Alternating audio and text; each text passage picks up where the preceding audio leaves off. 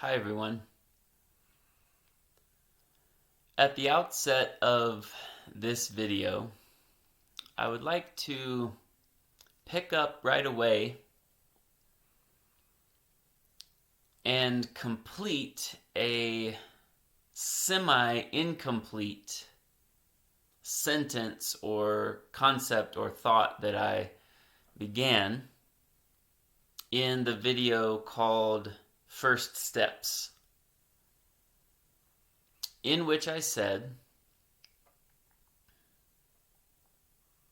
as you begin taking the first steps toward experimenting and exploring with whatever degree of fasting or breatharianism that you feel called to, in order to get you moving toward where you quote unquote want to be or need to be or are being called. That as you remove a meal or a whole day of meals or a whole food group or kind of food that you have been otherwise accustomed and programmed and habituated in your lifestyle, in your body mind, in your neurochemistry, in your energy body, on all the layers to rely on, because most of us do eat in the old paradigm with a kind of rhythm or routine or schedule, more or less. It's the way we've been raised basically since birth. That when you change that, remove that, because of the conditioning and the association and the belief that that's where you get energy for nourishment and sustenance for life, then when you take that away or change it or challenge it or shift it a bit, then there will be response, reaction, communication, red flags, maybe even alarm bells going off in your system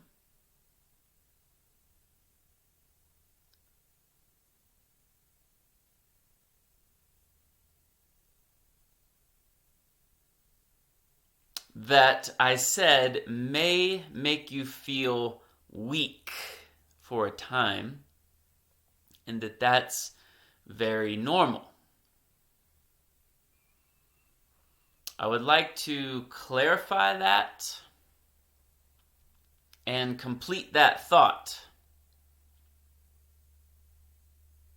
and not just leave you hanging there thinking, what do you mean it's normal to feel weak? I thought I was going to be feeling stronger with this process and with the other practices for metabolizing and processing and utilizing energy. I would like for you to begin differentiating, and this is more of a mental homework assignment, just increasing awareness around it. You don't have to write it down unless you want to.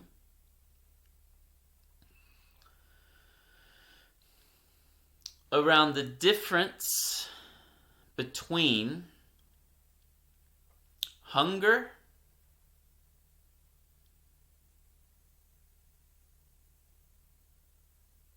energy levels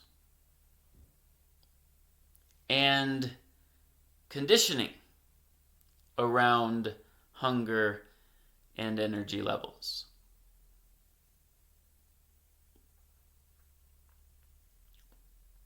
So I remember when I literally stopped eating overnight,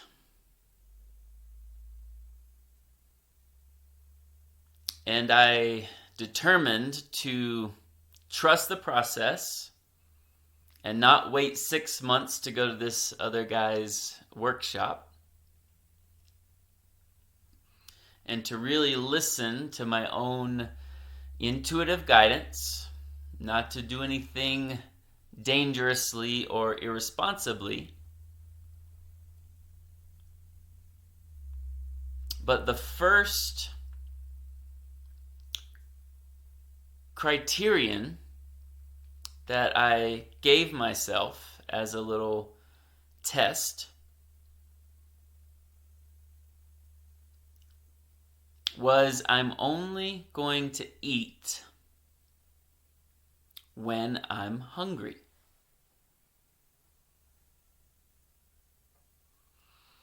I'm only going to eat when I'm hungry. Or a slightly different way of saying it, I'm only going to eat when my body actually says to eat.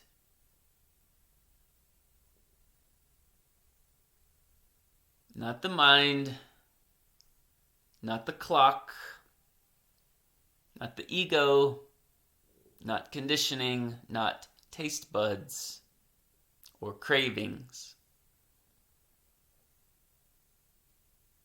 But when there's a direct communication from the body, and then not only am I only going to eat when I'm actually hungry, but I'm only going to eat what the body asks for. And I'm only going to eat how much the body asks for. At that time,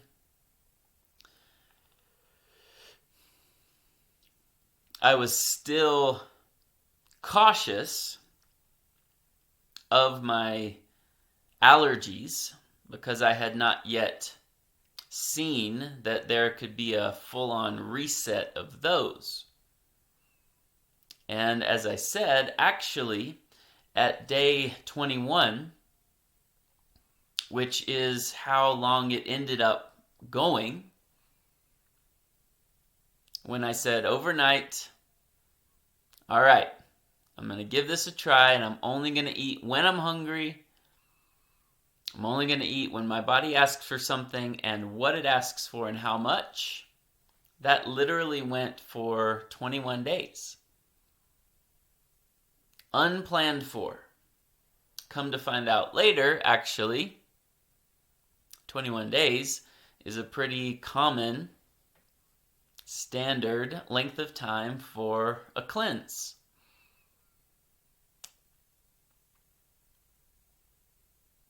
It would be outside of the scope of my intention for this video to tell you a pretty amazing thing that happened on day 21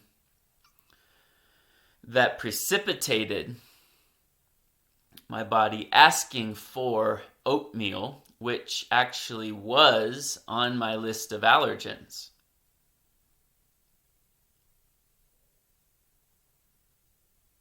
But I ate it anyway and was totally, completely satisfied and with no adverse effects. But another time, for another video or conversation, I will share with you about the release and removal of the Beelzebub on the morning of day 21. That was indicative of a full-on reset that had happened of all the kosha layers of my system.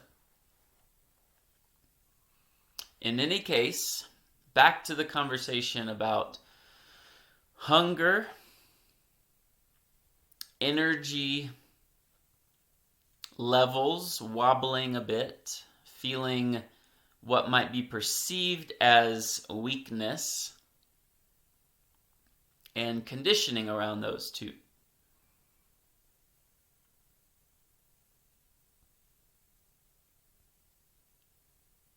I actually used as a kind of entry-level reference point something that I can remember a grown-up saying back in the day.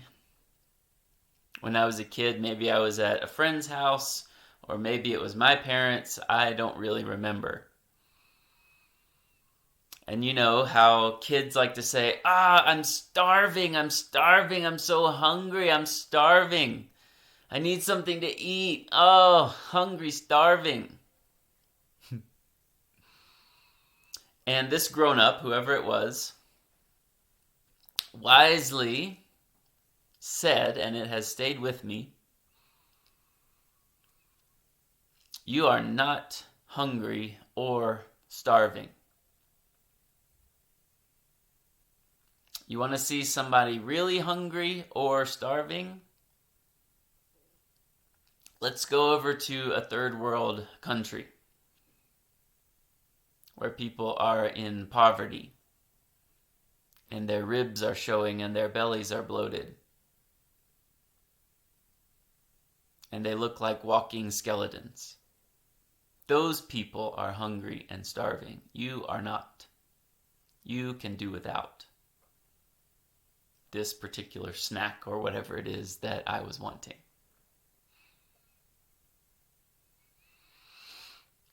Pretty profound.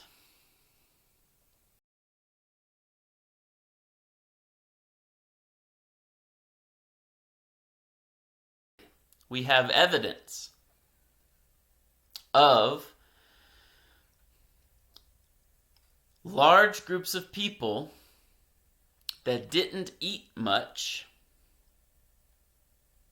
and actually ended up being very healthy,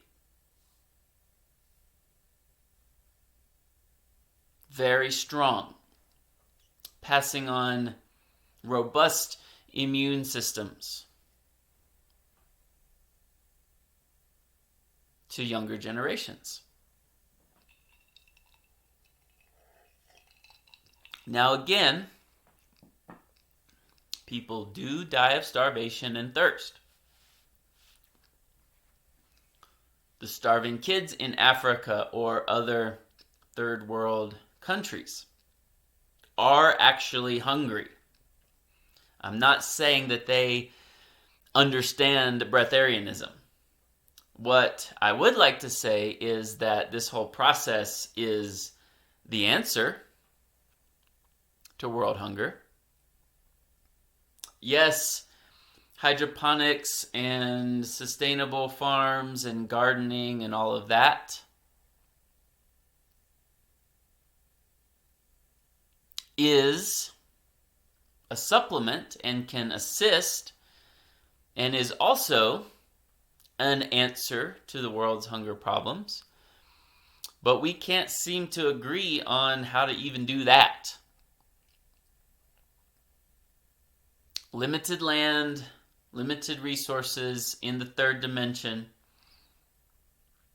and a lot of political, financial, economic problems that prevent it from getting going. So this could be an individual as well as a collective in tribal situations, in these communities of practicing this work together and not being hungry.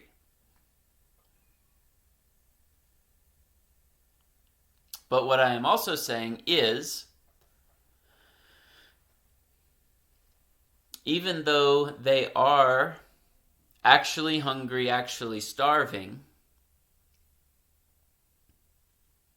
the ones that do survive will come out stronger, healthier, more resilient than the ones that didn't make it. And that's the process of natural selection. That is simply scientific. Whatever else you believe about Darwin and evolution, there is a clear component of, I don't like the word survival of the fittest, but survival of the ones that do,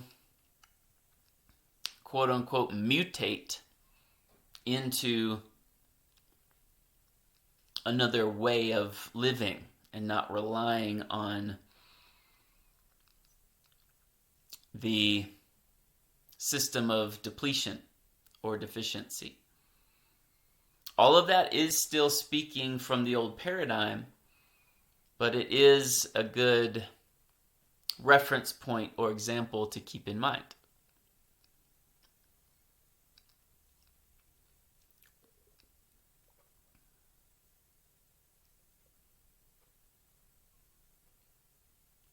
So I remember when it changed for me overnight, and I didn't eat for 21 days. Told myself I'm only going to eat when I'm hungry, only going to eat when my body says, what my body says, how much my body says. And it ended up being basically small amounts of water, small amounts of coffee, small amounts of tea, small amounts of kombucha, small amounts of broth.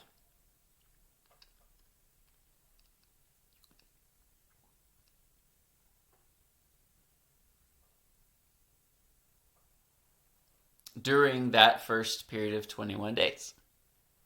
And then for other conversations and videos and classes and things, I'll share what happened after the 21 days and the different ways that I've experimented.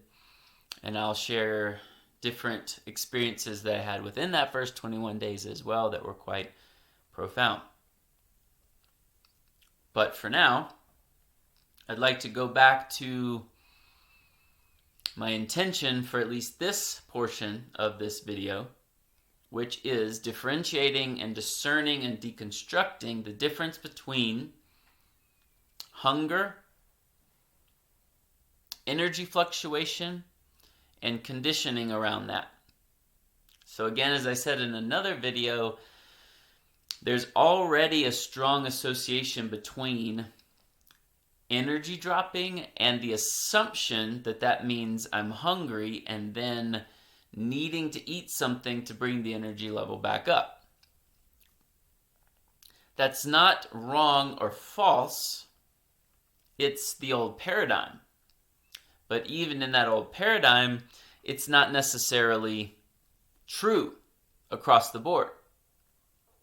Because you have a drop in energy, which you then assume means that you're hungry, and you eat something that's actually contraindicative to your body type, your dosha, your system in general, and it actually drops your energy even more. And it's confusing, but you haven't yet tuned into the fact that that food actually makes your energy go even lower.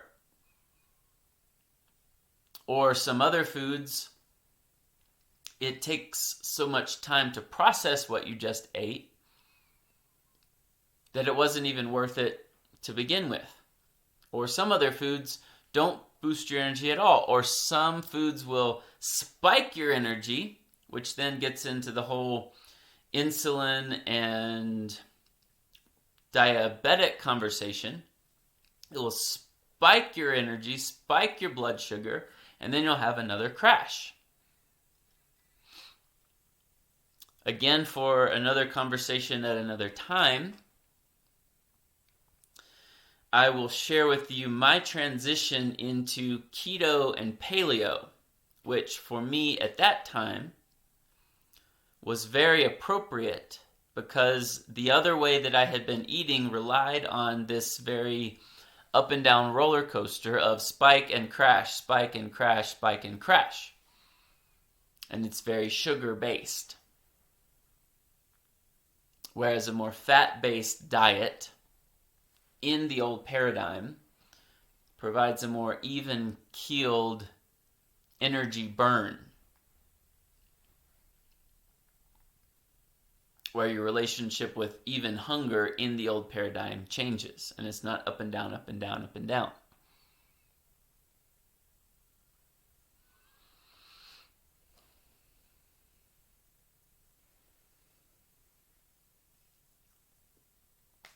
So just because you feel an energy drop doesn't mean you're hungry, doesn't mean you have to eat. That's where, as you're starting to embark on experimenting a little bit with removing a meal or a day of eating or a food group,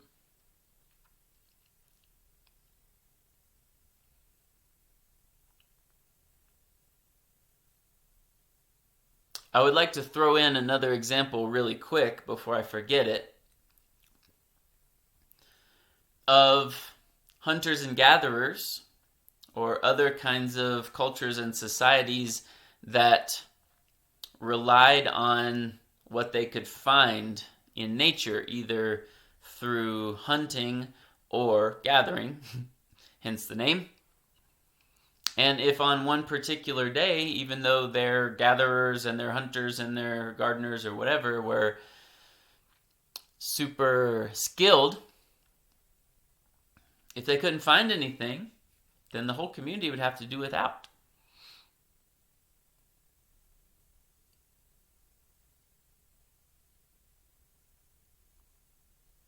And there are studies that have also shown those tribal cultures that didn't have McDonald's, that didn't have grocery stores at their disposal, that didn't have food at the ready whenever, all the way through the day, whenever you wanted, 24 hours. And stoves to cook on instantly and microwaves, that actually they lived longer and were healthier as well. There's of course other things that made them not healthy and killed them off at an early age here and there and that sort of thing. But there's studies that show the teeth, the mouth, the skeleton, the structure of these bodies of these other cultures that have been dug up and found in graves were actually much stronger, much healthier than the average person today in first world countries.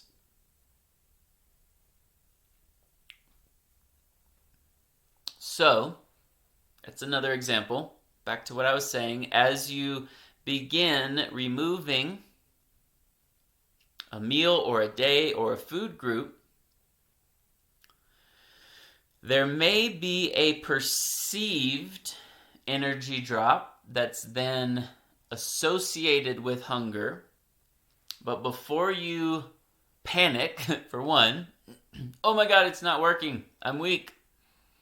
Before you reach for what you would normally reach for, sit with it, you're fine.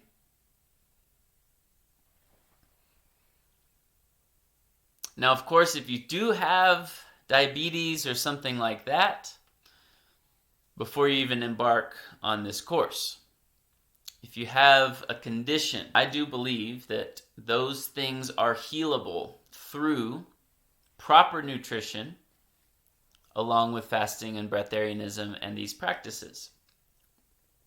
That's all still in the old paradigm, combined with your belief that if you don't have a certain thing in a certain way at a certain time, then blood sugar is going to drop and you're going to get weak and go to the hospital and die. It's belief-based as well.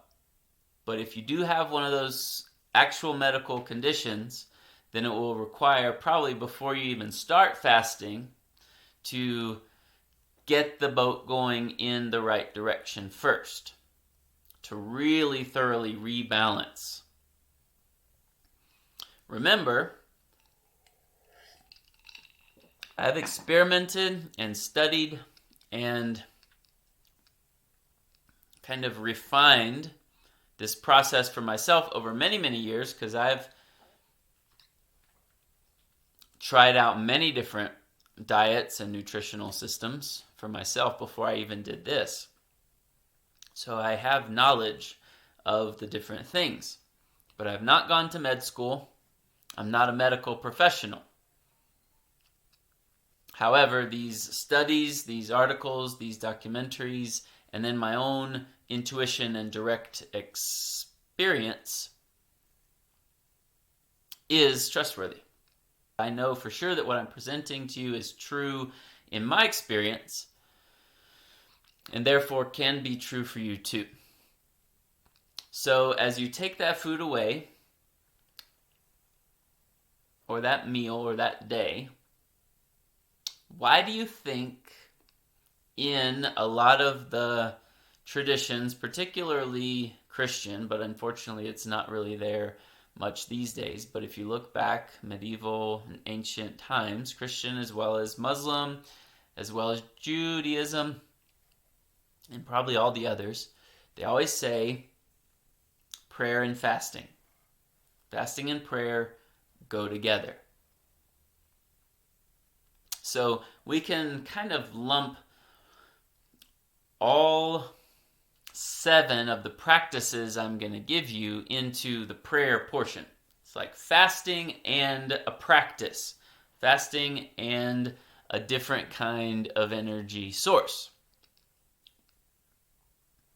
And either as a part of this video or in the very next video, I'm going to introduce our practice number 2, which is going to be meditation, which is definitely closely related to prayer if done appropriately. And so I would like for you to, especially at the beginning, as you're retraining your system, retraining your beliefs, retraining your habits, to choose rather than chew. In the place of your choose, in the place of all of your choose, I would like for you to choose one of those practices and either document on paper or just be aware of your energy levels in response. You could even, as I said last video, kind of draw a graph with the hours of the day and like a scale of 0 to 10 of energy. And the difference between a steady, strong and grounded energy versus kind of a flighty, adrenaline-based, or sugar-based, or spike and crash energy. Whether it's a time of day or a kind of food you just ate, whether it has a pattern of pretty much happening same time every day, or same time on a particular day of the week, or random.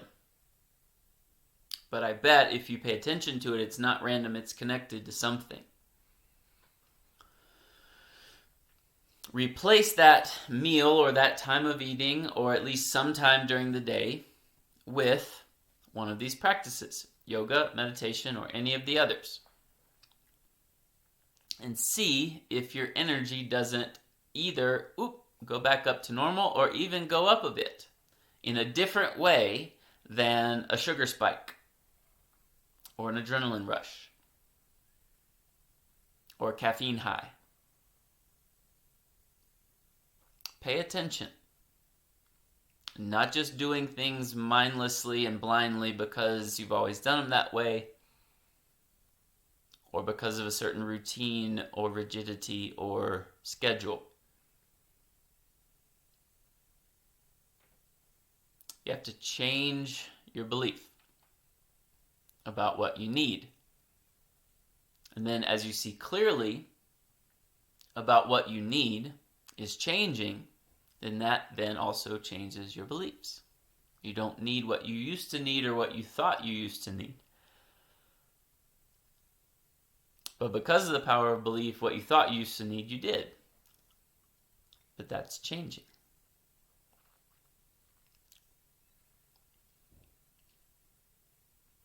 So I remember over the first 3 days where I was really having a reprogramming and proving a lot of my beliefs wrong. Christy and I just so happened to be going to one of our most favorite places to go for a personal retreat. So it was the night before that a particular thing happened, which I can share at another time as well, where it instantly shifted for me. I knew it was time to attempt this Breatharian thing, or to attempt this thing that I was observing the monks and yogis doing back when I was reading those accounts.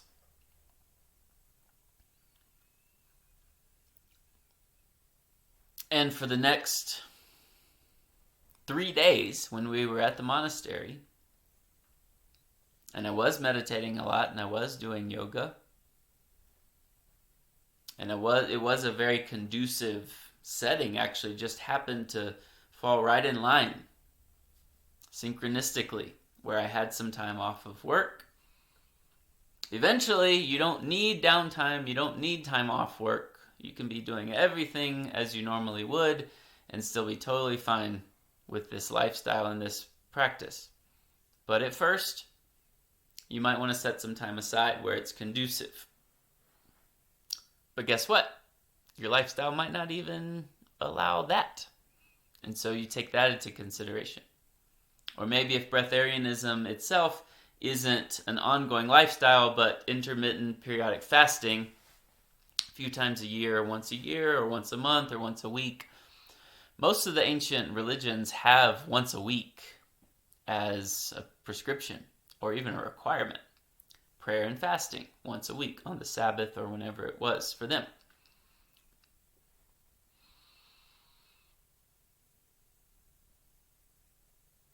And again, it's very much misinterpreted as going without or doing without and making yourself weak, which again is another conversation I'd like to have at another time. Weakness egoically allows the source, allows God to come through more clearly. But this is not frailty or weakness physically for some kind of guilt or punishment or false humility. We're actually talking about true strength here.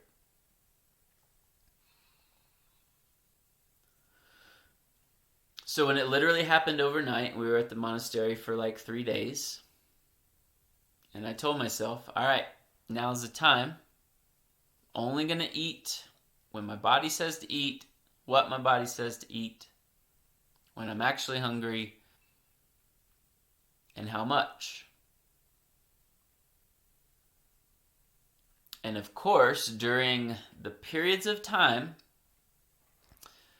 that I would normally have been eating, and at that period of time, it was basically snacking throughout the day and then having one large paleo meal at night.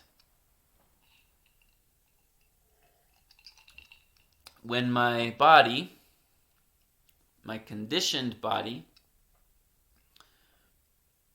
noticed that I wasn't giving it what it was used to having during that first day, my stomach was growling. And that's another blind and immediate association that we make. Oh, the stomach growling means I'm hungry, means I need to eat. not true. Stomach growling is, for those of you scientific medical people that know more about this than I do, that's fine. But for sure, what I'm getting ready to say is true. There might be more going on. But for sure, the digestive juices of your stomach is kind of being secreted and being put into your stomach in preparation for food.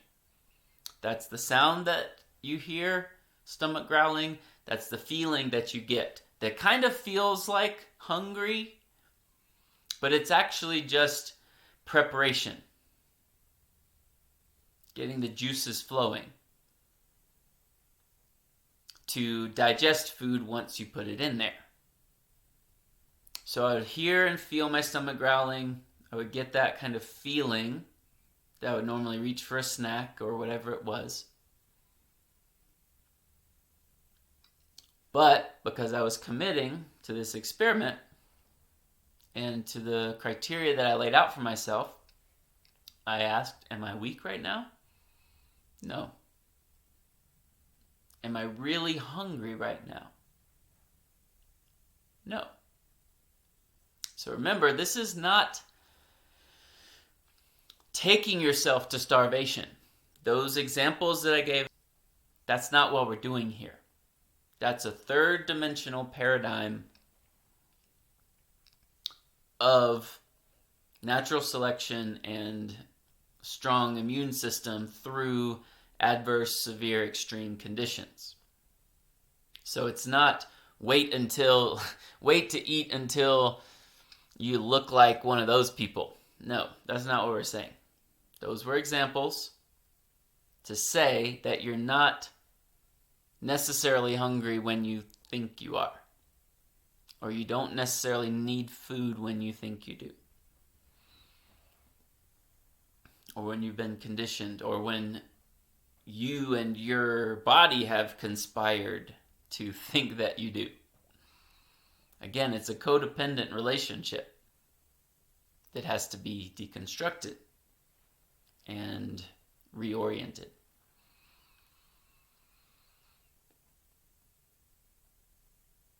So when I would check in, stomach's growling, am I hungry?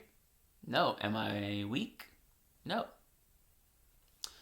Now, there is a feeling that comes that can also be interpreted as weakness or need food. There was never for me shaky, quaky hands, which come from the usually sugar spike and crash, or even the lightheadedness. For another video, I want to talk about signs that your body is communicating something's not right here, which can include shakiness, and this is not necessarily conditioning. Shakiness or blackouts or dizziness. But that was not happening for me. There's a feeling that comes when you're fasting, at least at first, that can feel like weakness. But it's actually just the absence of the accustomed stuff that you would normally put in it. Not so different than the absence or the emptiness or the void that I recommended you sit with interiorly or psychologically if you fast from cigarettes or fast from alcohol or fast from social media or fast from whatever other addiction or attachment you have. There's a feeling that comes with that. That's normally associated also with fear and a reaction to get it or to try to make that go away. For some reason it's uncomfortable. For some, and maybe it's the Beelzebub that I'll again tell you about later, that actually has kind of a selfish or even dark, evil agenda to try to prevent you from going through that and busting through to the other side to a deeper sense of nourishment or presence. There's a feeling in the absence that if it's not an actual communication of shakiness or actual weakness or actual hunger,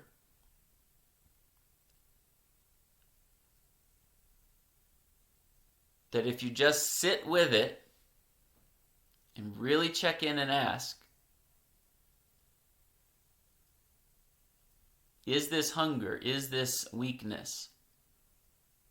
Is this a true need? Again, is this a true need for food in the old paradigm kind of way? It might be a true need for one of these other practices, an energy supplement, not an energy supplement like a Monster drink or a Red Bull. An energy supplement like a yoga practice or a quick meditation or some pranayama or some chanting, which I'm going to kind of throw in there as well with pranayama, or sun gazing, or earthing, or light body, or doing something enjoyable. It could be that, yes, I'm having an actual energy drop, but that doesn't mean I'm hungry, doesn't mean I have to eat. I'm just going to have a 10-minute meditation instead of a bag of chips, or even the healthy thing, instead of an apple, instead of a Kind bar or Cliff bar. I'm going to sit in meditation. I'm going to do a few yoga poses. I'm going to have 5 minutes of pranayama. I'm going to go outside and connect with the earth and the sunshine. I'm going to stop what I'm doing in the rat race of computer work or stress or social media, put that aside and do something enjoyable.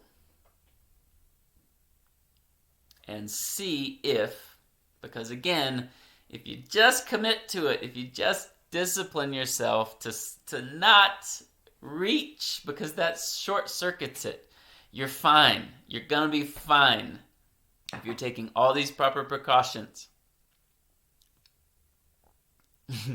There might be a threat, unfortunately, of like, I'm going to erupt right now with anxiety or anger, and that's why the other work is important and necessary too.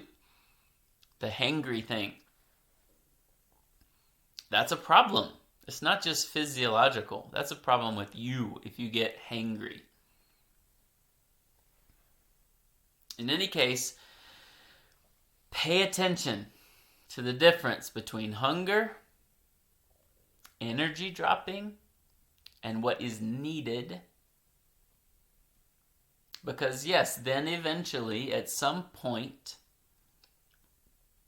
your body will say. And there will be direct. You'll know it. You'll know it. I don't have to tell you what it feels like or what to look for. You'll know it when your body says, eat now. And that's different than craving. Because like, what if it's not now? If you can't get it right now, well, got to go to the grocery store. And that's another kind of finesse that comes in with this. If you're doing present moment only, eat now, and you don't have it now, if you're truly in this process, then a few hours later won't hurt you. If it's a craving, a pathological, lustful craving, then if you don't get it now, then that creates a whole eruption. But when your body says, eat today, or eat dinner tonight, eat now, and this is what it wants, if you can't get it, that's fine. But if it's a craving, if you can't get it, it's not fine. You can plan. There's a finesse between present moment and planning that goes into this as well. including if you've planned to take a whole week off of eating. There will be periods along the way where you have to discipline yourself to override the conditioning, override the old paradigm, override the mind, override stomach growling, override cravings. But you cannot override if your body says, now's the time to eat. But you have to know the difference, even if that cuts off your planned week-long fast. Because white-knuckling to get through the whole week just because you said you were going to is a problem also, and will have adverse effects. On the other hand, caving when it wasn't time to end it, not necessarily have adverse effects, but you've just given in to the ego and maybe taken a step or two back or learned a lesson. It's not in the same trajectory that you've been wanting to go.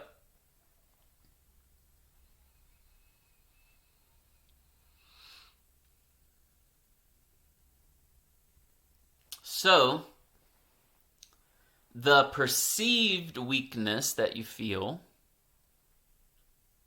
when you start making these changes might not actually be hunger, might not actually be weakness, might be an energy drop that's not the same as weakness, which just needs a supplement from one of these practices and you're back up or even higher than you were before. It's a retraining the ego, retraining that kind of temper tantrum toddler that you have in there. It's been conditioned since birth and before. But it's also a coming online of the new system. It's a transition. And the other guy, his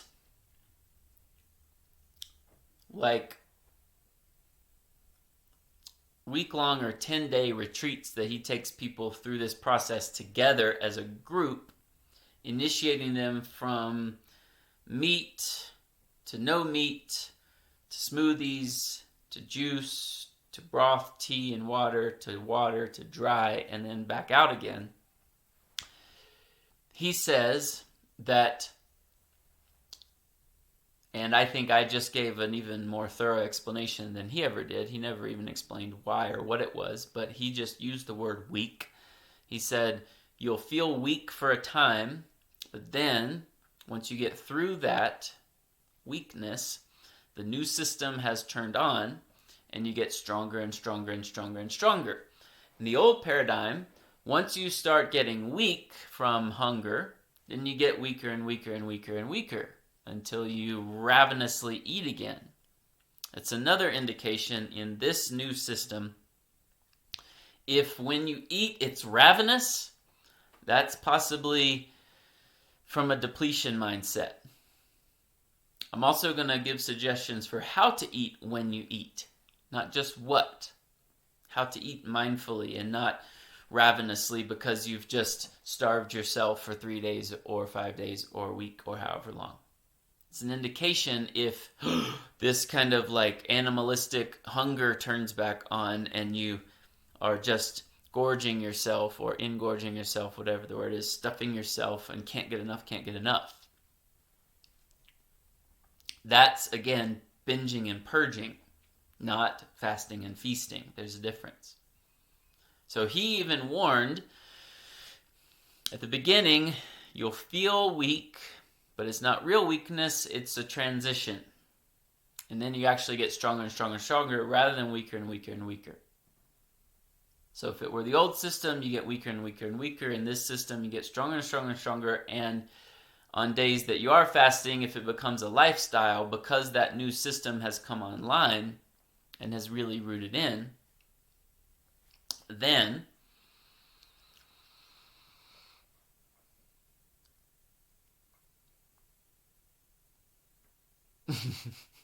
I totally lost my train of thought. On the old system, it's weaker and weaker and weaker from a place of deficiency depletion and replenishment, depletion and replenishment. Therefore, if you're not replenishing, you're just depleting, depleting, depleting. But because this new system is online, and once you've rooted it in, this is what I was saying, once you've rooted it in and it's fully online, in subsequent fasts, as you do it more and more regularly, that short period of weakness just doesn't happen. But it's during the transition at the beginning as you're reconditioning ego, and the ego can come in also, the Beelzebub can come in also and masquerade as hunger, but it's really not. So that's why you really have to trust, really have to listen, really have to be responsible. Just like the ego can masquerade as a spiritual practice, it can masquerade as hunger as well when it's really not.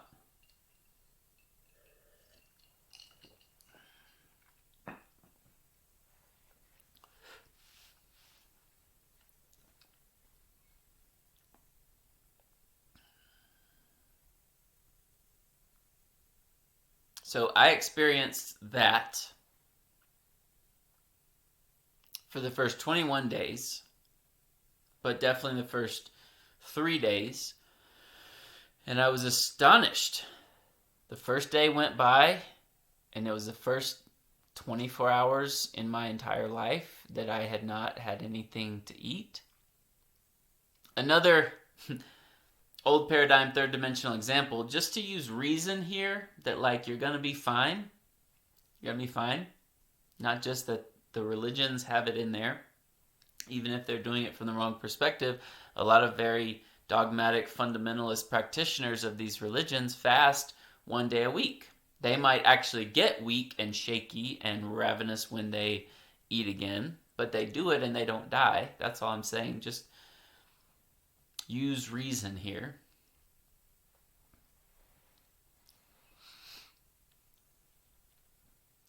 Also, when you have certain medical procedures, surgeries, and things, the doctor will tell you, don't eat. All you can have is water and black coffee for 12 hours or 24 hours before you come in. And you're fine. You're fine. Think about it. But when I went that first 24 hours, and for the first time in my life, it was the first time I didn't have like any calories, because I was sticking by only when hungry, only when body says. And I was doing yoga and meditation at the monastery, and so I started making the connection between, oh, this actually boosts my energy back up. I don't actually need food, and I'm not getting weaker and weaker and weaker. There's little peaks and valleys, but it's not a spike and a crash. It fluctuates. It's malleable. And I can manage it. Not to mention the connection to source and the strength and vitality from prana, and the way that the conditioning, the belief system was being reprogrammed and proven wrong, in and of itself gave me more motivation to continue. Then the next day came and I was still sticking with only when hungry, only when body says, only what and how much the body says. And I kept checking in. Nope, this is just a little energy drop. Nope, this is not hunger. No, I'm not weak. The second day went by, and I only had some water and maybe broth and coffee. But actually, a funny story, Christy and I had brought a bunch of food to the monastery and had our fridge full and our cabinets full. And I wasn't eating it. And just so happened that this guy that was living a couple of doors down in the retreat house, we had never met before, came and knocked on our door and said something like, I don't have a lot of money. They're allowing me to stay here free of charge. They're kind of giving me safe harbor for a situation I'm going through in my life. And I don't have a car to get to the store. And I don't have a way to contact whatever for a ride. Do you guys have any food you could spare? And I was like, yes, I got a whole fridge full of stuff. So we literally gave him a lot of food because I took it as a sign that, like, whoa, I have a surplus here. And this is kind of balancing the, what do you call it? The ledger, balancing the ledger, because I'm not eating and I don't plan on it. And this is another test for me.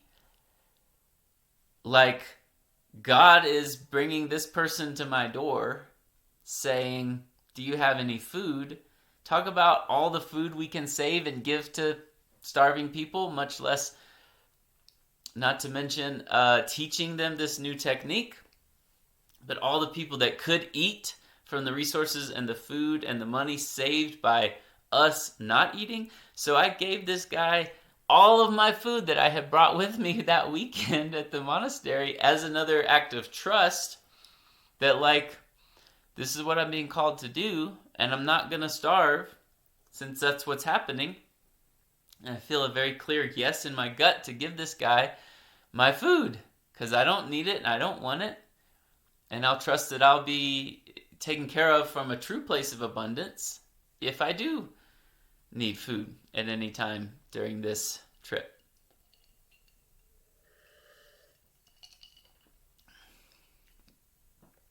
So each day went by and I was astonished. I wasn't getting weaker. I would have this feeling of, like, absence.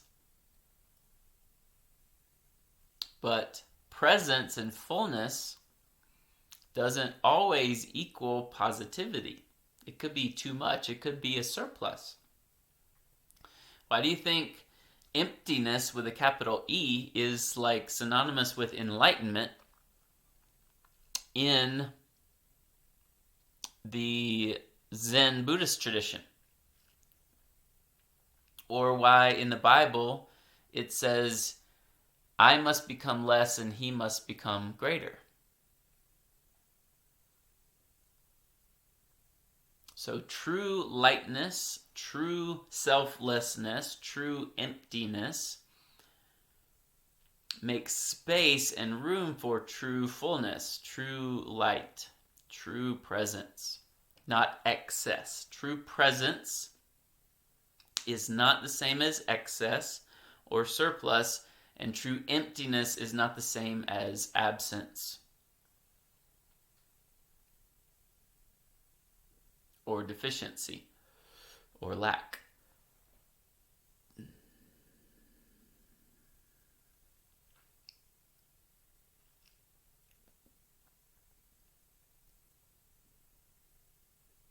And I think that's a really good place to stop for today.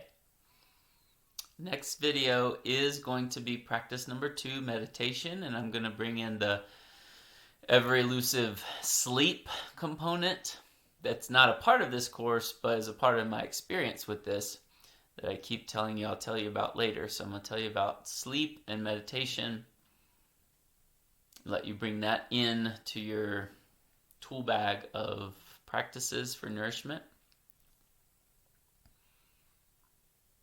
and give you a little more context for my approach to meditation, how you can practice it with me, and how I utilize it in my fasting and breatharian lifestyle. This is a lot of fun for me, guys. I hope it's as fun for you.